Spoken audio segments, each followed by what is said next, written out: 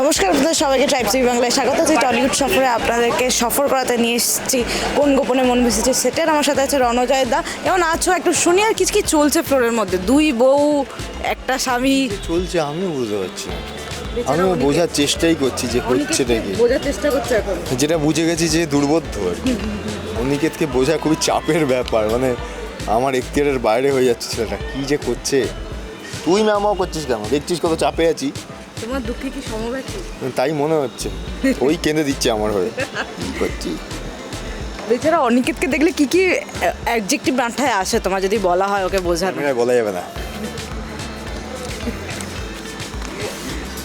সত্যি বলছি। বলা যাবে এমন কোনো অ্যাডজেক্টিভ যেটা মাথায় আসে? কি বলবো, মানে বুঝতেই পারি না যে কি করছে, কেন করছে, কেন হচ্ছে। নিশ্চয়ই কোনো কারণ আছে। আমি তো এখনো বুঝতে পারিনি যে বিয়েটা করলি কেন।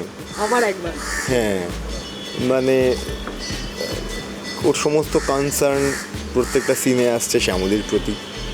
শ্যামলী ওষুধ খাচ্ছে না অনিকেতের মাথায়? হ্যাঁ, অথচ তাহলে তুই বিয়েটা করতে গেলি কেন?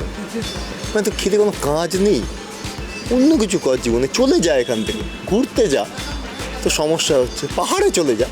তোমাদের শুরু হলো কিন্তু পাহাড় দিয়ে। হ্যাঁ। আর পাহাড়ে আর যাওয়া হয়েছে না, আমি তো কোনোবারই যাইনি, ওই ওরা শ্যামলীরাই গেছিলো।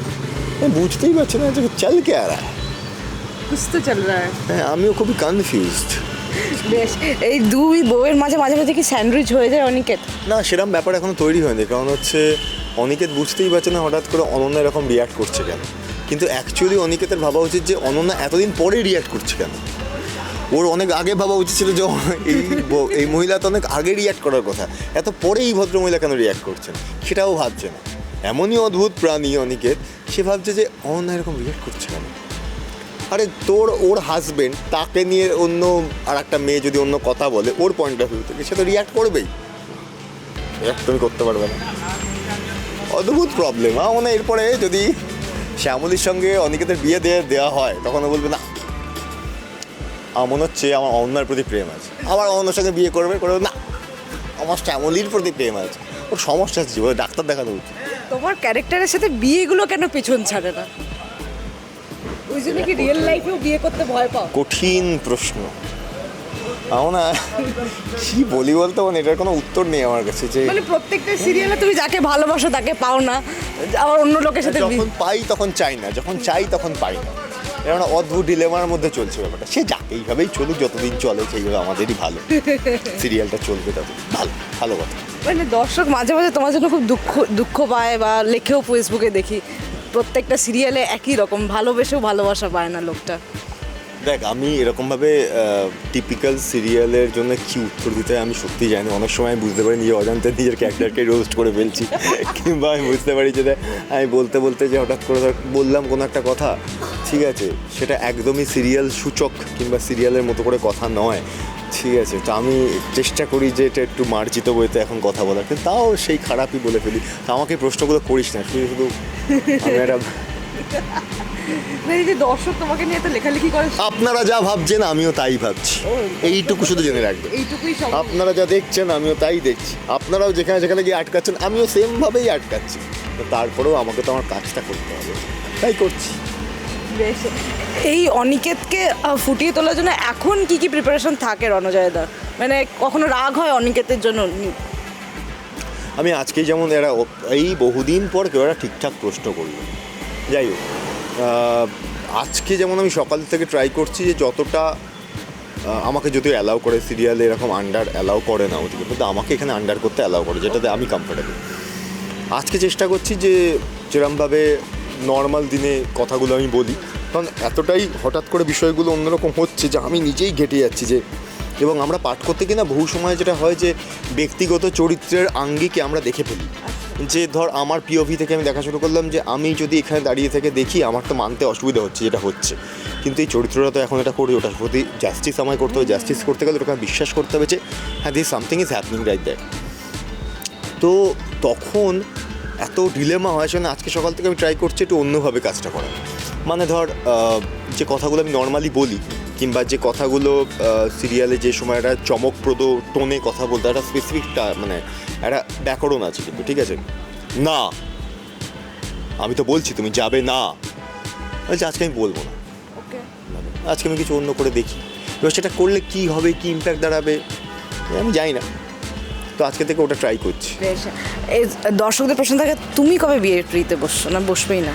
আমি জানতে পারলেই আমি জানিয়ে দেবো, আমি এখনও জেনে উঠিনি, আমি যেই এত বিয়ে মুহূর্তে করে জানতে ক্লান্ত হয়ে গেছে অন স্ক্রিন, যে অফ স্ক্রিন ভাবতেই পারছো না? না না না, আমি বিয়ে করতে চাই তো, আমি চিরকালই বিয়ে করতে চেয়েছি, এবং আমি খুবই ওই ঘরোয়া।